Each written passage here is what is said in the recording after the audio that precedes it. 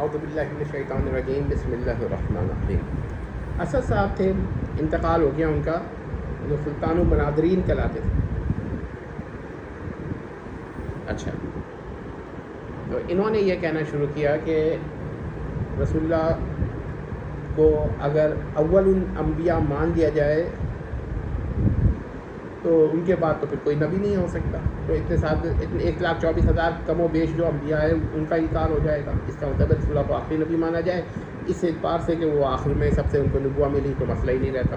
آئیں ذرا اس پر دیکھتے ہیں کہ جب یہ لوگ کہتے ہیں نا رسول اللہ اول المخلوقات ہیں، تو اول الانبیاء بھی یہ مانتے ہیں، صرف اول المخلوقات نہیں مانتے۔ تو اگر رسول، اور دیکھیے اول کس کو کہتے ہیں، خود ان کی تحقیق کے مطابق کہ سلسلہ میں ایسا فرد جس سے قبل کوئی فرد نہ ہو، اور آخر کس کو کہتے ہیں، سلسلے کا ایک ایسا فرد جس کے بعد کوئی فرد نہ ہو۔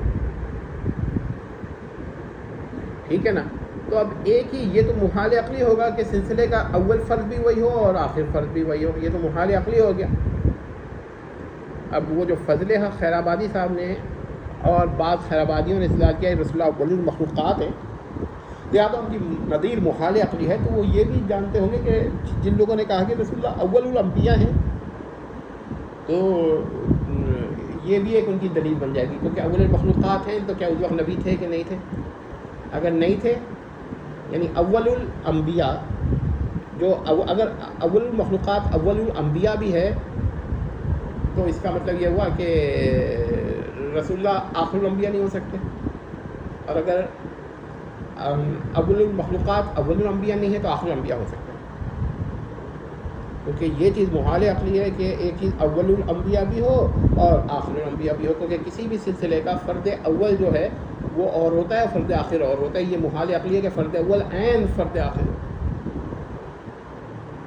تو اب اس کا مطلب یہ ہوا کہ یہ تو ٹھیک ہی کہہ رہے تھے، ورنہ محال عقلی کا استدلال تو کم از کم نہیں ہوگا۔ اور پھر یا تو پھر یہ مانے کہ جو انہوں نے پیش کیا کہ اول المخلوقات تھے رسول اللہ مگر اول الانبیاء نہیں تھے، لیکن یہ تو وہاں پر اس کو تیاری نہیں ہے، اس پر تو یہاں تک مجبور کیا تھا کہ بیچارے اسد صاحب کو معافی تک مانگنے کو تک لے آئے تھے۔ تو یہ پھر محال عقلی، اب یہ توجیہ نہیں کریے گا، تخصیص نہ کیجیے گا، اضافی نہ بات کیجیے گا، غیر اضافی طور پر بات کیجیے گا۔ اسے ہم کہتے ہیں نا ریلیٹو بات نہ کریں، ایبسلوٹ بات کریں۔ رسول اللہ کی ختم نبوت قطعی اور غیر اضافی یقینی یہ کہیے، اس میں کوئی اضافت نہیں ہے۔ اسے کہتے ہیں نا کہ بالکل قطعی ہے جس میں بلا اضافت قطعی ہے، تو یہ اضافی نہیں ہے، غیر اضافی قطعی ہے۔ تو پھر اول اور آخر کا فرق نہیں ہوگا، یہ محال عقلی ہے کہ ایک چیز اول سلسلے کا اول بھی ہو اور اسی سلسلے کا آخر بھی ہو، یہاں محال عقلی سمجھ میں نہیں آئے گا۔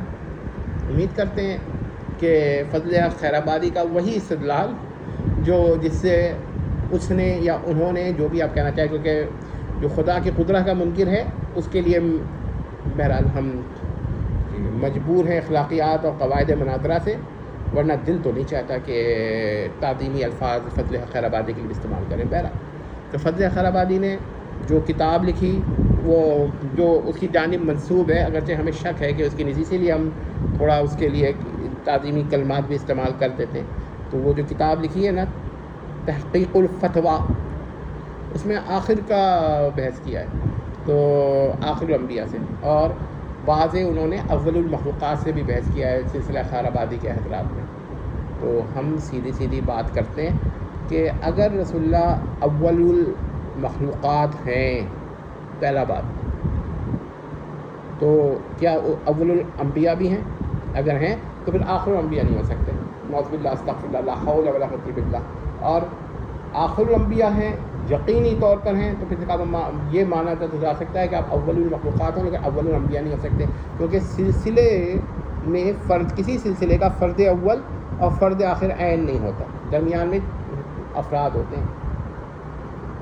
دیکھیں کیا جواب دیکھتے ہیں۔ یہ بھی سوال اگر ہماری طرف سے پیش کر دینا علامہ ساجد صاحب، راشد صاحب کو، یہ بھی پیش کریں تاکہ پتہ تو چلے کہ تحذیر الناس پر اعتراض کرنے والے کس حد تک اپنے اندر نقص رکھتے ہیں۔ امید کرتے ہیں کہ مسئلہ سمجھ میں آ گیا ہوگا۔